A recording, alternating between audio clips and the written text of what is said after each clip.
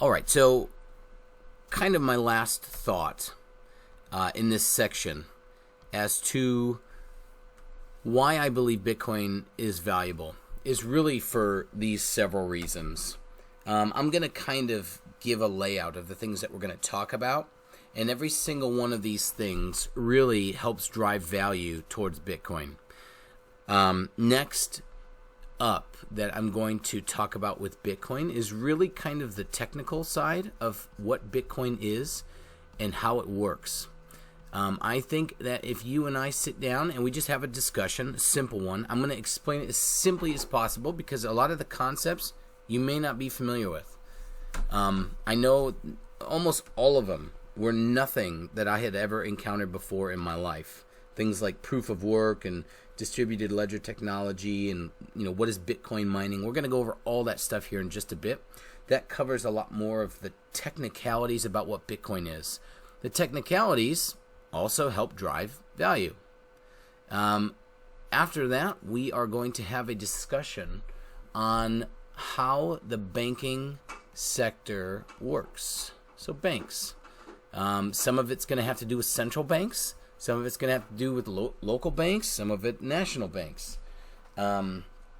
Actually, let me share this because I didn't share it earlier. But one of the main reasons I actually started doing research wasn't just hearing that gentleman, that hedge fund manager, start talking about Bitcoin. I had started to read a book called The Creature from Jekyll Island. And that book was sort of like the red pill for me, where I said, okay, now that I have an idea, at least a working idea of how our banks, our monetary system kind of plays together, I am extremely concerned what we are going to do here next if the United States dollar fails as the global reserve currency. We're watching that happen right now. History is being made as I'm talking about the world de-dollarizing. And I know people don't like to hear that, Americans especially, but it doesn't matter what you like to hear. It's a fact. So we're going to spend a little bit of time talking about banks, and I'm going to talk a little bit about The Creature from Jekyll Island. I highly, highly, highly recommend you read that book. The book is about how the creation of the Federal Reserve came to be, what its purpose was, and what it's done since its creation. I believe in 1916. I believe five executives from 5 different banks across the United States got together and devised this fail-proof plan where banks could dump money on the public on a whim, and the Federal Reserve would come along and protect every mischievous thing that a bank would do. Not necessarily the small ones, but the big ones. Think J.P. Morgan Chase. Think U.S. Bank or Bank of America. Think those ones. So we'll talk a little bit more about, again, contextualizing Bitcoin and how it has to do with banks. And we'll get to a couple things that a guy named Satoshi Nakamoto stated about banks, which he's a very important guy. We'll get to that in a little bit. Another thing that we are going to talk about here is Bitcoin just simply from a macroeconomic perspective. Economics, all right? We're going to talk about how Bitcoin impacts and has impacted global and local economics. We are also going to talk about some of the philosophical, which I enjoy, having a background in philosophy. If I could write, that would be fantastic, if I could write legibly. Philosophy, we're going to talk about the psychological stuff, and we are also going to be talking about the social aspects of Bitcoin as well. On top of that, we are going to do a brief study of history as well. Some U.S., some of it global. But either way, they're both going to help us understand more about where we are today. You can understand a lot about where we're going if you've learned where we've come from. And that's why this is such a big deal. We are also going to spend a little bit of time talking about this facet, a political perspective on why Bitcoin matters. And we've kind of already mentioned the technological, and we'll go through that a little while more. We're going to talk about how Bitcoin dabbles in the investment and the financial, /financial. This is just kind of laying out the framework of all the things that we are going to be going into, having gone through kind of an introductory thing so far. And then finally, I want to talk about several counter-arguments, which there are legitimate counter-arguments, and there are some pretty fictitious, dubious ones that circulate all over the place, and I want to go through all of them, even the legitimate ones, even legit counter-arguments that kind of challenge Bitcoin at its core. I think it's fair and good to address. Oh, there's my daughter. Anyway, here's one of the reasons that provoked me to even start this class. I thought to myself, let's say you and I are sitting down, we're having a cup of coffee, and you say, Nick, where do you want me to begin in studying and trying to come to an understanding of how Bitcoin works? And I simply just wrote this down for you on a sheet of paper, and I handed it over to you. I said, here you go. I want you to go study the technical aspects of how Bitcoin works. I want you to understand how the banking system currently today works. I want you to understand, a rough understanding of global and macro and microeconomics.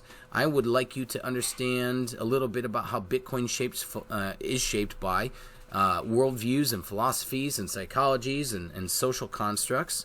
Oh, and on top of that, why don't you study a little bit of economic history as well, and figure out how Bitcoin plays into the political spectrum too. And while you're at it, I would like for you to start, learning about investments and financial structures and how Bitcoin's played a role there. And I would like you to start considering counter-arguments. Like, imagine me just handing you this paper and saying, here, you want to learn about Bitcoin? Boom. Go figure out how Bitcoin plays into all these different roles. And I realized Bitcoin really dabbles in so many different facets of life. I mean, how many other things can you sit down and... the iPod doesn't really play into most of these. I mean, sure, I guess I could argue that, the iPod or Netflix or, some of the other companies we've talked about so far. Yeah, sure, maybe some of them dabbled, but not all of them, right? And Bitcoin definitely, without a doubt, dabbles in all of these areas. And they're all extremely, extremely important. And I think you'll see as time unwinds that studying Bitcoin solo on your own, if you just did a search for why is Bitcoin important, you are going to probably get most of these things that pop up.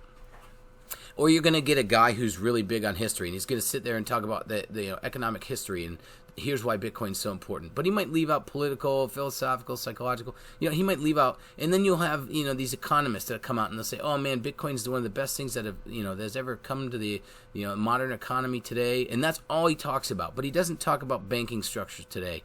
It's an absolutely overwhelming subject. Bitcoin is.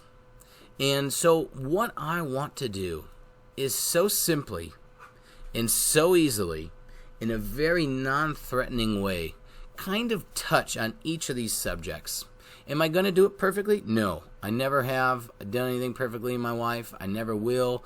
And that's okay. Neither will you. Nobody will. And that's fine. What we can do, though, is we can sit here and, for me, I have a real excitement about philosophy, right? So when I study philosophy and I get to Bitcoin, I get to pair the two together, like magic happens. I just get excited.